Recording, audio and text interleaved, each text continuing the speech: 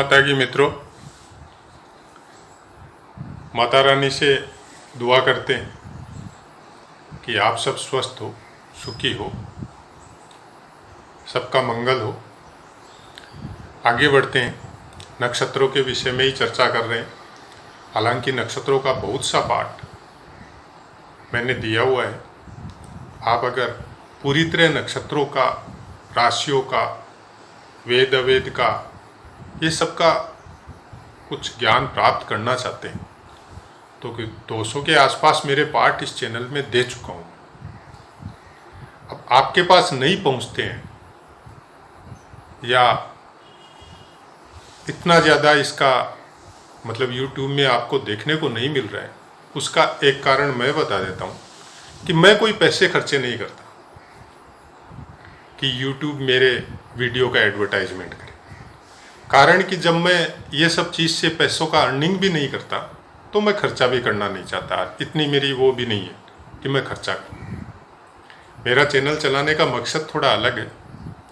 मैं चाहता हूँ कि जो भी जुड़े वो कम से कम पूरे पाठों का अध्ययन करे, बहुत सी नई बातों का, दिनचर्या में सुधार, ग्रहों के वेद अवेद, कौन से ग्रह कौन से स्थान पे शुभ होते हैं, कहाँ अशुभ होते हैं, और दिनचर्या में मुहूर्तों के द्वारा, नक्षत्रों के द्वारा किस तरह से हम लोग सुधार करके और हम लोग खराब फलों से कैसे बच सके। मेरा जोर केवल उसी पे है। नक्षत्रों से सब कुछ देखा जा सकता है। पूरी कुंडली का प्रिडिक्शन भी नक्षत्रों के हिसाब से किया जा सकता है, और नक्षत्र के द्वारा ही ग्रहों का फल भी हम लोगों को प्राप्त होता है कि ग्रह आपका मेष राशि पे है और कितने अंश पे है। उस अंश के हिसाब से हम लोग पता कर सकते हैं कि कौन से नक्षत्र में। नक्षत्रों के बगैर तो न तो कुछ ग्रह कुछ कर सकते हैं आपका, न कोई राशि का कोई महत्व है।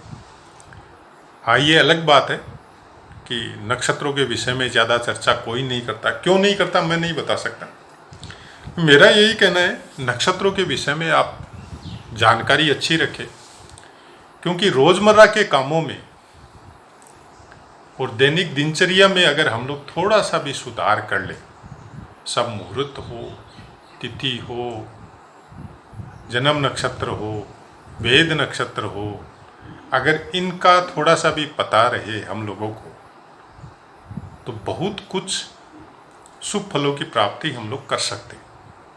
से आप कोई काम करना चाहते हैं और उस समय तिथि वगैरह के हिसाब से आपको एक शुभ मुहूर्त बता दिया गया, लेकिन बाद में जाके आपने देखा या काम होने के बाद में जब शुरू कर दिया तो वो सही तरीके से चल नहीं रहा है, उसमें तरह तरह की विपदाएं आ रही है। फिर किसी दूसरे से दिखवाया कि मैंने इस दिन काम शुरू किया था ये मुहूर्त में, तो इसमें क्यों बार बार तकलीफ आ रही। तो पता चला कि उस टाइम नक्षत्रों की वजह से बहुत कुछ गलत था। से आपके कर्म नक्षत्र भेद थे या आपके जन्म नक्षत्र से कुछ ग्रह का गोचर ऐसे नक्षत्रों में था, वो आपको पीड़ा देना चालू कर दिया क्योंकि आपने उस समय में वो काम चालू किया। तो ये सब चीज़ों से अगर हम लोग थोड़ा सा सुधार करने का ज़रूरत है हम लोगों को। एक बार शुरू में हो सकता है टाइम लगे उस सुधार की वजह से कि बार बार याद नहीं रहे, लेकिन थोड़ा सा ध्यान रख के अगर उस सुधार को अपना ले हम लोग तो फिर वो दिनचर्या का हिस्सा बन जाता है। क्योंकि नक्षत्र डेली चेंज होते हैं, तो हम लोगों को 28 नक्षत्र है, उनका अगर थोड़ा सा कुछ तकलीफ करके उनको याद करने का कोशिश करें और दिनचर्या में उसको अपनाने का कोशिश करें तो फिर वो मेमोरी में फीड हो जाता है। और ये मनुष्य शरीर जो है ना, ये एक तरह का मशीन है। आप इसको जैसा ढालना चाहो वैसा ढल जाता है। आप एक ही चीज़ को बार बार करोगे तो फिर वो याद हो जाता है, और फिर आप ऑटोमेटिक उसको दिनचर्या में कर भी रहे हो तो आपको आभास नहीं होता है कि मैं कर रहा हूँ। कोई भी चीज़ के लिए अपना के देख लीजिए ऐसी बात कि सुबह सुबह आप 5 बजे नहीं उठते हैं और बाई फोर्स अलार्म लगा के या कैसे भी लगा के आपने महीने भर तक 5 बजे उठने का प्रैक्टिस किया, उसके बाद में आपको अलार्म की ज़रूरत नहीं होती। 5 बजे ऑटोमेटिक आपकी आँख खुल जाएगी। तो ये शरीर उस चीज़ को ऑब्जर्व कर लेता है। और जो हम लोगों का जो दिमाग है ना, कई बार देखा होगा आपने कि आप रास्ते पे चल रहे हैं और चलते समय आपका दिमाग में आया कि मेरे को वहाँ जाना है, उसके बाद में पता नहीं आप क्या सोचते रहे, और जब वहाँ पहुँचे तब आपको पता चला मैं पहुँच गया। इतना जल्दी कैसे पहुँच गया, कहाँ कहाँ से गुजरा, आपको पता ही नहीं चलता है, क्योंकि आपकी थिंक अलग चल रही थी दिमाग में, और रास्ते का आपको ध्यान में ही नहीं रहा, लेकिन आपने अपने दिमाग को आदेश दिया हुआ था कि मेरे को वहाँ जाना है, तो वो अपने आप आपको लेके चला गया वहाँ पे। तो ऐसा बहुत कुछ है। अगर आप डीप अध्ययन करते हैं जन्मपत्री विषय में, ज्योतिष के विषय में। और एक खास बात और है, आदमी का दिमाग जब इनके विषय में सोचना चालू करता है तो थोड़ा अलग हो जाता है, थोड़ा माइंड का डेवलपमेंट थोड़ा इस टाइप से हो जाता है कि आप भीड़ तंत्र का हिस्सा नहीं बनते, अपने आप को अलग रखते हैं फालतू की चीज़ों से, फालतू की बातों से, फालतू के कामों से। तो बहुत कुछ मनुष्य जीवन में सुधार होता है। वेदों में ज्योतिष को वेद का आंख ऐसे ही नहीं बोला गया है, बहुत कुछ है इसमें। आप साधारण ज्योतिष, बेसिक ज्योतिष, मुहूर्त वगैरह, तिथि वगैरह, इनका योगदान फिर डीप ज्योतिष में लेके जाता है आपको। क्योंकि जब आप दिनचर्या में सुधार करते हैं और आपको अच्छे फल मिलते हैं, तब आप इसके और नज़दीक आते हैं, इस ज्ञान के, और उसमें अपने आप को कुछ सिखाने की, अपने दिमाग को कुछ बताने की कोशिश भी करते हैं, और खुद भी ऐसे आदमियों से संगति हो, चाहे वार्तालाप हो, उनके पास जाने की, बैठने की भी कोशिश करते हैं। सबसे बड़ी खास बात यह है कि जब आप इस तरह का सुधार करते हैं तो आपको आपके अंदर की सेंस इस तरह की हो जाती है कि आपको ऑटोमेटिक पता चलता है कि नहीं, ये आदमी मेरे लायक नहीं है, तो मैं दूर ही रहूँगा। आप घृणा नहीं करते किसी से। ऐसे ज्ञान वाले इंसान जो सही में ज्ञानी है वो किसी से घृणा नहीं करते, लेकिन अगर उनके विचार उनके अनुरूप नहीं है तो उससे दूरी बना के रखते हैं। लेकिन हाँ, अगर उसमें कोई प्लस पॉइंट है तो उसकी तारीफ भी करते हैं कि ये प्लस पॉइंट है इसका। वो माइनस पॉइंट को नहीं देखते, वो प्लस पॉइंट को देखते हैं। अब बात करते हैं आज कृतिका नक्षत्र की। हालांकि किस तरह से देखा जाता है, कैसे बताया जाता है, उसका तरीका वगैरह सब मेरा पोस्ट किया हुआ है, लेकिन अब मैं पाठ लेके आया हूँ सब नक्षत्रों का कि आपने अगर देखा नहीं या देखने में आपको तकलीफ हो रही है तो कृतिका नक्षत्र वालों को किस चीज़ से, किस नक्षत्र से लाभ होगा, किस नक्षत्र से बचना चाहिए, उसका एक सम्मिलित पाठ मैं एक ही वीडियो में बनाने का मैंने कोशिश किया है। हालांकि सब चीज़ तो एक वीडियो में पॉसिबल नहीं है, फिर भी मैंने कोशिश किया है। तो उस चीज़ों को भी अगर आप दिनचर्या में शामिल कर लें तो बहुत कुछ फायदा इस चीज़ से होगा। पहले बात तो कृतिका नक्षत्र, जन्म नक्षत्र कृतिका जिसका भी है, उनको गोचर में ग्रह कौन से नक्षत्र पे गोचर कर रहे हैं उसका ध्यान रखना है। कैसे? पंचांग देख लीजिए, पंचांग से आपको ये पता चलेगा कि फिलहाल ये ग्रह इस राशि में चल रहे हैं, तो उसके साथ ये भी पता चलेगा कि फिलहाल ये ग्रह इस राशि के इस नक्षत्र में चल रहे हैं। अगर उससे आपको कुछ पंचांग इस टाइप का नहीं है कि पूरी डिटेल उसमें है, तो आप कोई भी ज्योतिष का ऐप डाउनलोड कर लीजिए, उससे पता चल जाएगा आपको, क्योंकि उसमें राशि भाव के अलावा नक्षत्र भी दिया हुआ रहता है। कृतिका नक्षत्र वालों को ध्यान रखना है, उनका सूर्य मूल नक्षत्र में नहीं होना चाहिए, मंगल अश्विनी नक्षत्र में नहीं होना चाहिए, बुध अश्लेषा में नहीं होना चाहिए, शुक्र पुनर्वसु में नहीं होना चाहिए, गुरु पूर्व भाद्रपद में नहीं होना चाहिए, शनि धनिष्ठा में नहीं होना चाहिए, राहु श्रवण नक्षत्र में नहीं होना चाहिए, और केतु भी श्रवण नक्षत्र में नहीं होना चाहिए। ये सब चीज़ें, इसका तरीका बताने का और इसका क्या फल हो सकता है, वो बात में विधि या उसके नियम वो मैं पहले पोस्ट कर चुका हूँ। इनको बोला जाता है लता दोष, और लता दोष प्राय कर आप शादी विवाह में जनरली देखते हैं, उसके अलावा कभी नहीं देखते हैं। जबकि मैं बोलता हूँ इसको दिनचर्या में शामिल कीजिए। उसका कारण है कि अगर 2-3 नक्षत्रों पे लता दोष लग रहा है, लता दोष मतलब वो नक्षत्र आपके जन्म नक्षत्र को लात मार रहा है। मतलब अगर सूर्य मूल नक्षत्र में आता है तो कृतिका को लात मार रहा है, अगर मंगल अश्विनी में आता है तो कृतिका को लात मार रहा है, तो उससे संबंधित कोई काम अगर कर रहे हैं, जैसे मंगल अश्विनी में है और आप कोई मांगलिक कार्य करना चाहते हैं, आपके नक्षत्र को मंगल का लात लग रहा है तो उसमें सफल नहीं होंगे, और अगर करेंगे तो कोई न कोई विपदाएं आएगी ही आएगी। तो ऐसा कुछ ध्यान रखना ये सब चीज़ के लिए ज़रूरी है। लेकिन अगर कोई परमार्थ के लिए, किसी के अच्छे के लिए कोई काम कर रहे हैं तो केवल शनि का ध्यान रखना है। परोपकार के लिए जब काम करना हो तो शनि का ध्यान रखना है कि शनि आपके नक्षत्र को तो लात नहीं मार रहा है। और 9 के 9 ग्रह कभी भी एक साथ किसी के भी जन्म नक्षत्र को लात नहीं मारते। नॉर्मली 2 या 3 ग्रह होते हैं, तो उससे संबंधित कोई काम कर रहे हैं तब ध्यान रखना है। नहीं तो इतना ज़रूरी नहीं है कि मांगलिक कार्य करना है तो मंगल और गुरु के नक्षत्र को देखना है, वो कौन से नक्षत्र पे गोचर कर रहे हैं। या कोई हवन यज्ञ करना है तो सूर्य के नक्षत्र को और मंगल के नक्षत्र को देखना है। कोई शादी विवाह का आयोजन कर रहे हैं तो फिर शुक्र गुरु मंगल तीनों को देखना है। कोई आपको ज्ञान के लिए कोई नया चीज़ चालू करना है या एडमिशन लेना है तो बुध और गुरु को देखना है। तो इस तरह से हर चीज़ों को देखने से हम लोगों को इतना ज़रूर आराम हो जाएगा कि इस समय में नहीं करना है, थोड़ा टाइम बीत जाए। या फिर बहुत अच्छा कोई, सपोज आपका सूर्य मूल नक्षत्र में है, कृतिका को लात मार रहा है, राइट, लेकिन उसके साथ या उसके सामने कहीं चंद्रमा है क्या, या कहीं पे बुध है क्या, या उसके सामने राहु है क्या, तो फिर उसका वो दोष नष्ट हो जाता है, क्योंकि भेद हो जाएगा फिर। तो वेद अवेद ये सब स्थान, इसके बारे में भी पोस्ट मेरा किया हुआ है। ये सब चीज़ों का फल मिलता है, लेकिन बहुत अच्छा समय चल रहा हो, बहुत अच्छा नक्षत्र चल रहा हो, बहुत अच्छी दशा महादशा चल रही हो, तो फिर इनका इतना पता नहीं चलता। लेकिन वो जो अच्छा समय चल रहा है उसमें कुछ परसेंटेज कम हो जाता है, इतना फर्क जरूर पड़ता है इनका। आगे बढ़ते हैं, इनके विषय में मैंने समझा दिया। अब आगे बढ़ते हैं, आपका जन्म नक्षत्र कृतिका, उसके बाद में करम नक्षत्र आएगा उत्तरा फाल्गुनी, और फिर आधान नक्षत्र आएगा आपका उत्तराषाढ़ा, उसके बाद में वैनाशिक आएगा सतभिषा, उसके बाद में सामुदायिक आएगा पूर्वाषाढ़ा, और उसके बाद में संघातिक आएगा ज्येष्ठ।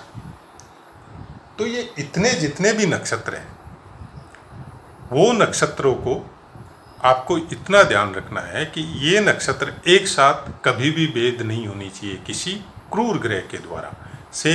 सूर्य आपका उत्तरा फाल्गुनी में हो, या कृतिका में हो, या उत्तराषाढ़ा में हो, या सतभिषा पूर्वाषाढ़ा ज्येष्ठा में हो, या फिर मंगल, या फिर शनि और राहु केतु, ये सब इन नक्षत्रों में जिस समय भी गोचर हो उस समय बोला जाता है कि सबसे खराब पीरियड होता है।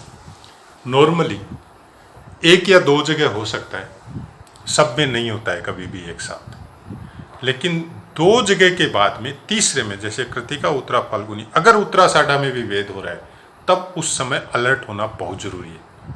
बाकी कुंडली का भी प्रिडिक्शन करवाना और सही तरीके से सोच समझ के काम करना बहुत ज़रूरी है, क्योंकि फिर आपका वो दिमाग पे, स्वास्थ्य पे, धन पे, तीनों पे अटैक करता है। तो उस समय अगर हम लोग उसका कुछ विशेष ख्याल रखें या उससे संबंधित कोई जाप वगैरह या दान वगैरह करें जो बताया जाता है, तो उससे बहुत कुछ बचाव हम लोगों का होता है। लेकिन अगर अच्छी महादशा और शुभ गोचर चल रहे हैं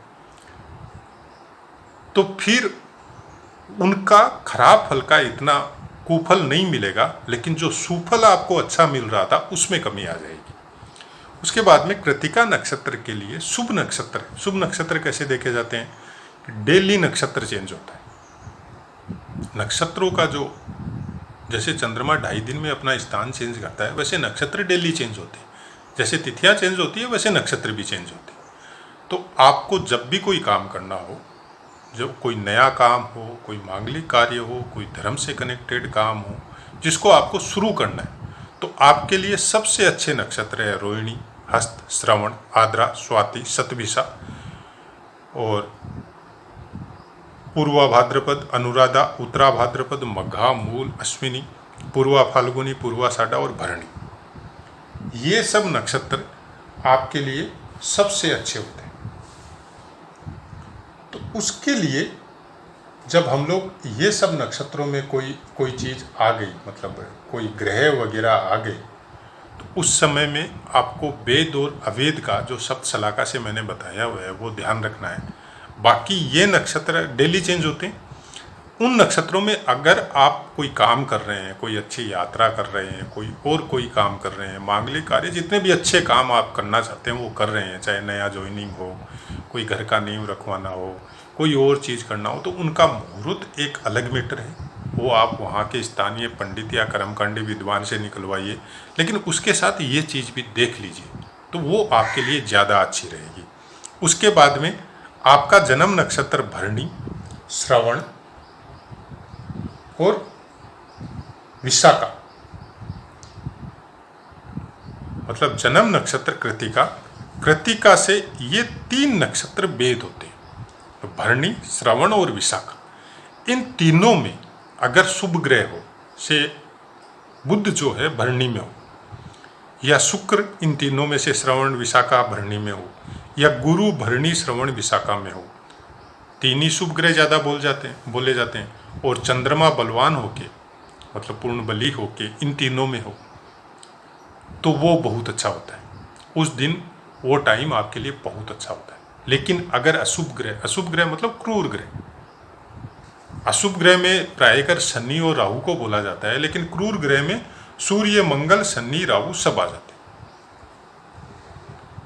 वो अगर इन नक्षत्रों में गोचर कर रहे हो तो उस समय आपको थोड़ा विशेष ध्यान रखना पड़ेगा, क्योंकि आपका जन्म नक्षत्र इन 3 नक्षत्रों में गोचर करने की वजह से उन ग्रहों से आपका जन्म नक्षत्र भेद होगा।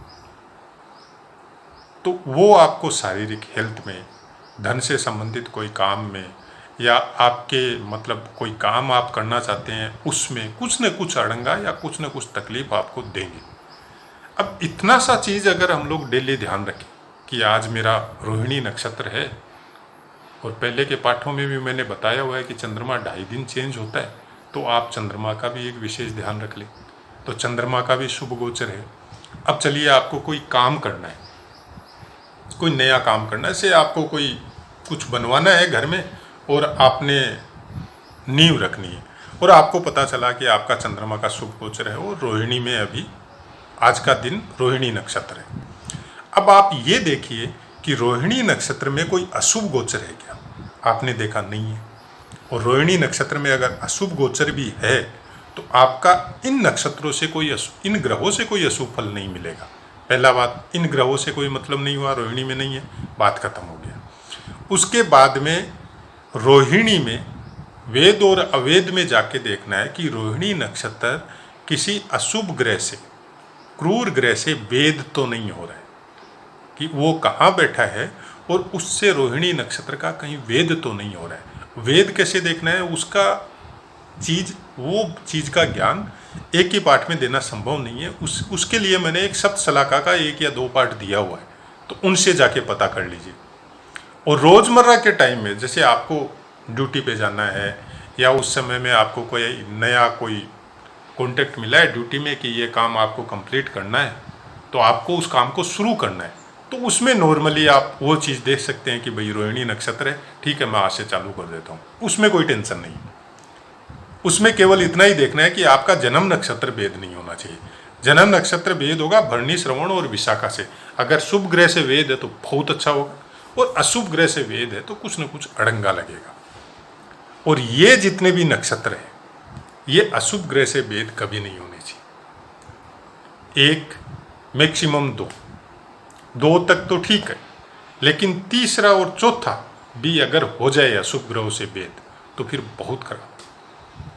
उस समय में आपको विशेष सावधानी, विशेष ध्यान रखना पड़ेगा, क्योंकि बहुत कुछ उल्टा पुल्टा, जब बोलते हैं ना कि कभी कभी आदमी के साथ कोई बहुत गलत हो जाता है, उस समय में अगर आप उसकी जन्मपत्री के हिसाब से और से देखेंगे तो आपको पता चलेगा 3 या 4 नक्षत्र अशुभ ग्रहों से भेद हो रहे थे। ऐसा बहुत सी कुंडलियों में उनके जब कोई टाइम को हम लोग देखते हैं, कोई काम हुआ ऐसा ही गलत, तो उस समय में ये पता चलता है कि ये भी सपोर्ट कर रहा था, ये भी सपोर्ट कर रहा था, और ये भी सपोर्ट कर रहा था, तब जाके वो गलत काम उनके साथ हुआ।